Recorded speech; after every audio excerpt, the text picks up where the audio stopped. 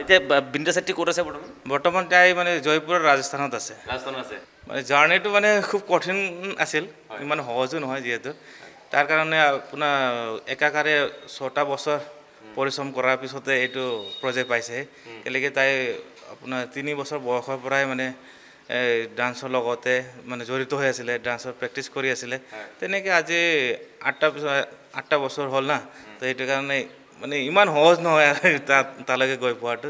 তেনেকৈ মানে বহুত কষ্টৰ পিছতে পাইছে। মানে চিলেকশ্যনটো কেনেকৈ হ'ল? চিলেকশ্যনটো প্ৰথমে আপোনাৰ 2024 জুলাই মাহৰ পৰা আৰম্ভ হৈছিলে অনলাইন যোগেদি। তো সেইটো অনলাইন যোগেদি কওঁতে প্ৰথমে কেনেকৈ কি হ'ল বুলি কওঁতে আপোনাৰ এইটো আজিকালিতো ছ'চিয়েল মিডিয়াৰ যুগ, মানে ইনষ্টাগ্ৰামৰ থ্ৰু মানে তেওঁলোকে মানে যোগাযোগ হ'ল। কেলেকি তাই মানে অনবৰতে এইটো ডান্সৰ ভিডিঅ'টো ইনষ্টাগ্ৰামত আপলোড কৰি থাকে। সেই ভিডিঅ'টো মানে কেইবাটাও মানে ভাইৰেল গ'ল। ভাইৰেল যাওঁতে ব্ৰিটেইন গট টেলেণ্টৰ মানে টিমকেইটাই মানে দেখা পাই তেওঁলোকে মানে যোগাযোগ কৰোঁতে তেনেকৈ অনলাইন যোগেদি তাইক মানে ইণ্টাৰভিউ ল'লে। ইণ্টাৰভিউ কেইবাবাৰো লৈছে, এবাৰ দুবাৰো নহয়, কেইবাবাৰো লোৱাৰ পিছতে মানে তালৈকে ইনভাইটেশ্যন আহিলে। সেই ব্ৰিটিছান লোকসকলৰ সৈতে যিসকল জাজ বহি আছিলে তাতে তেওঁলোকৰ লগত ইমান সুন্দৰকৈ সলসলীয়া কৰি ইংৰাজীত কথা কৈ আছে, কিন্তু আমাৰ ইণ্ডিয়ান ইংলিছ আৰু তেওঁলোকৰ ইংলিছৰ মাজত পাৰ্থক্য আছে। তেওঁলোকৰ কথাবিলাক ইমান সুন্দৰকৈ কম বয়সতে ইমান সুন্দৰকৈ বুজি পাইছে, মানে সৰুৰ পৰাই মানে সেই চৰ্চাও কৰিছে নেকি? সৰুৰ পৰা কওঁতে আজি আপোনাৰ 3টা বছৰ ধৰিতো জয়পুৰতে আছে। আৰু তাইতো এনে মানে 3 বছৰ বয়সৰ পৰা মানে ঘৰটো এৰা বাহিৰে আছে। আৰু 3 বছৰতো জয়পুৰত আছে, 2টা বছৰ মুম্বাইতে আছে। মানে তেনেকৈ আৰু বাহিৰে থাকি পেলাই তেনেকৈ শিক্ষাও আপোনাৰ জয়পুৰতে হৈ আছে। এনেকৈ মানে বাহিৰে এইটো শিক্ষাটো গ্ৰহণ কৰি তেনেকৈ। জয়পুৰত মানে আপুনি আনুষ্ঠানিক শিক্ষাও কৰি আছে নেকি? হয়, জয়পুৰত আনুষ্ঠানিক শিক্ষাও কৰি আছে আৰু গোটেইখিনি তাতে পঢ়ি আছে। তাই এতিয়া ক্লাছ 4ত পাইছেহি। ক্লাছ 4 পাইছে। আৰু সমান্তৰালভাৱে সেই শিক্ষাটো আগুৱাই লৈ যাব লাগিব। দুটা মানে পেৰেলেলি মানে চলি আছে, শিক্ষাও চলি আছে আৰু এইপিনে ডান্সৰ এইটো চলি আছে।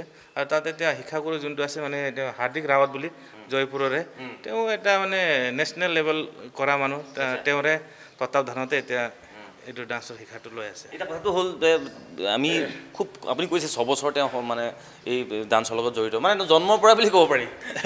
জন্মৰ পৰা বুলি ক'লে ভুল হয়, কিন্তু 3 বছৰৰ পিছৰ পৰা মানে তাই মানে ঘৰটো এৰা। এতিয়া দেখিছোঁ ইমান টেলেণ্টটো ক'ৰ পৰা আহিল? মাকৰ নে দেউতাকৰ নে কাৰ আছিল ইমান টেলেণ্ট? এনেকৈ টেলেণ্টটো মানে প্ৰথমটো আপোনাৰ কি হয় বুলি ক'লে, মোৰ ভণ্টি যোনটো তাই মানে পেহীকৰ প্ৰতি মানে তাই মানে আকৰ্ষিত। পেহীকটো মানে ডান্সৰ প্ৰতি মানে খুব মানে জড়িত, ওতঃপ্ৰোতভাৱে জড়িত। সেইটো কাৰণে তাই পেহীকৰ মানে দেখি পেলাই তাই মানে আকৰ্ষিত হয়, তেনেকৈ ডান্সৰ পিনে মানে গুচি গ'ল আৰু ডান্স। ডেন্স ইণ্ডিয়া ডান্স এনেকুৱা ধৰণৰ আছে, সেইবিলাকত পাৰ্টিচিপেট কৰিছে নাই আজিলৈকে?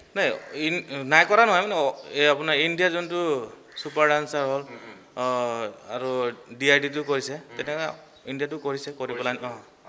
তাত কেনেকুৱা অংশগ্ৰহণ কেনেকুৱা আছিলে? অংশগ্ৰহণ তেনেকৈ ভালে আছিলে। তাৰপিছত আপোনাৰ কিমান টপ 12লৈকে গ'লেহি আপোনাৰ ছুপাৰ ডান্সৰ। তাৰপিছত মুম্বাইত হৈছিল বস্তুটো। তাৰপিছত তেনেকৈ মুম্বাইত যেতিয়া গ'ল, তাৰপিছত এই আপোনাৰ হাৰ্দিক ৰাৱত ছাৰ এতিয়া যিজনে শিকাই আছে, শিক্ষাগুৰু, মানে তেওঁৰ লগত কানেকশ্যন হ'ল। তেনেকৈ মুম্বাইৰ পৰা জয়পুৰৰ পিনে গুচি গ'ল। আমি শেহতীয়াকৈ দেখিছোঁ যে মুখ্যমন্ত্ৰী ডাঙৰীয়াই খুব প্ৰশংসা কৰিছে, তেখেতৰ লাইভতো কৈ আছে যে বিনিতা চেত্ৰী ইমান সুন্দৰকৈ আন্তঃৰাষ্ট্ৰীয় পৰ্যায়ত জিলিকি আছে। সেই কথাখিনি মুখ্যমন্ত্ৰীৰ কথাখিনি কেনেকুৱা লাগিছে আপোনাৰ? মোকতো খুবেই ভালেই লাগিল। মানে এজন অসমৰ চিফ মিনিষ্টাৰ এজনে মানে ছোৱালীটোৰ প্ৰতি ইমান ভাল এটা মেছেজ দিছে আৰু নিজৰ পেজতো আপলোড কৰিছে। সেইটো কাৰণে মোৰ খুব ভাল লাগিল। তেখেতক কি ক'ব এতিয়া? তেখেতক কি ক'ম বোলে, মামাই আৰু আগন্তুক দিনতো যিহেতু এতিয়া ছেমি ফাইনেল পাইছে, সেইটো কাৰণে এনেকৈ সহায় সহযোগ আৰু মৰমটো দিয়ে যেন আগতো। আমি এতিয়া যিটো দেখিছোঁ যে যথেষ্ট খৰচ আছে, কিন্তু তাত ব্ৰিটেইনত গৈ পেলাই যথেষ্ট তাত ইমান সহজ নহয়, কিন্তু সেই খৰচ পাতিখিনি কেনেকুৱা ধৰণে আপোনালোকে কৰিছে?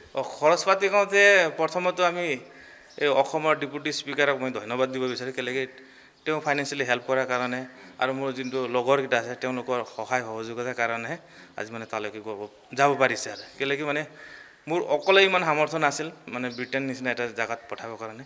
কেলেকি তাত মানে বহুত খৰচটো বহুত এক্সেছ, তুমি চিন্তা কৰিব নোৱাৰা খৰচ। সেইটো কাৰণে প্ৰথমে ডেপুটি স্পীকাৰ ছাৰক ধন্যবাদ। কিমানটো পৰ্যায়ে পাইছেগৈ এতিয়া? ছেমি ফাইনেল পাইছে। ছেমি ফাইনেলৰ কাৰণে এপ্ৰিল মাহত আকৌ যাব লাগিব। সেইটোত আৰু মোটামুটি খৰচ ভালেমান আছে। পৰৱৰ্তী সময়ত বিনিতা কেনেকুৱা ধৰণে আপুনি চাব বিচাৰিব? পৰৱৰ্তী সময়ত মানে তাইতো খালি ডান্সেই বুলি কয়, বেলেগটো একো নকৰোৱে বুলি কয়, খালি ডান্সৰ লগতে জড়িত আৰু ডান্সেই কৰিম বুলি কয়। সেইটো সদৌ শেষত মই এইটোৱে ক'ব বিচাৰোঁ কি মানে সকলোৱে মানে তাইক আশীৰ্বাদ কৰক মানে সকলোৱে মানে সহায় সহযোগ কৰক কেলেকে আগত আকৌ ভোটিঙৰো কথা আছে সেইটো কাৰণে সকলোৰে সহায় সহযোগিতা আৰু আশীৰ্বাদৰ মই কামনা কৰোঁ আৰু এতিয়া আৰু এটা কথা যোনটো সাউথত এটা প্ৰগ্ৰেমো হৈ আছে যোনটো ডান্স আইকন বুলি কয় সেইটোতো আপোনাৰ টপ 5 পাইছেহি তাতো এতিয়া ভোটিঙৰ খুব প্ৰয়োজন সেইটো কাৰণে মই সকলোকে মানে এই আপোনাৰ কিটা যোগেদি মানে অনুগ্ৰহ কৰোঁ কি মানে ভোটিং ৰাউণ্ড আৰম্ভ হ'ব নেক্সট উইকৰ পৰা সকলোৱে মানে তাত মানে ভোটিং কৰিব ডান্স আইকন বুলি এটা আছে সাউথত এইটো মানে বহুত জনপ্ৰিয় চেনেলটো সেইটো কাৰণে মই ইয়াৰ পৰা অনুৰোধ কৰি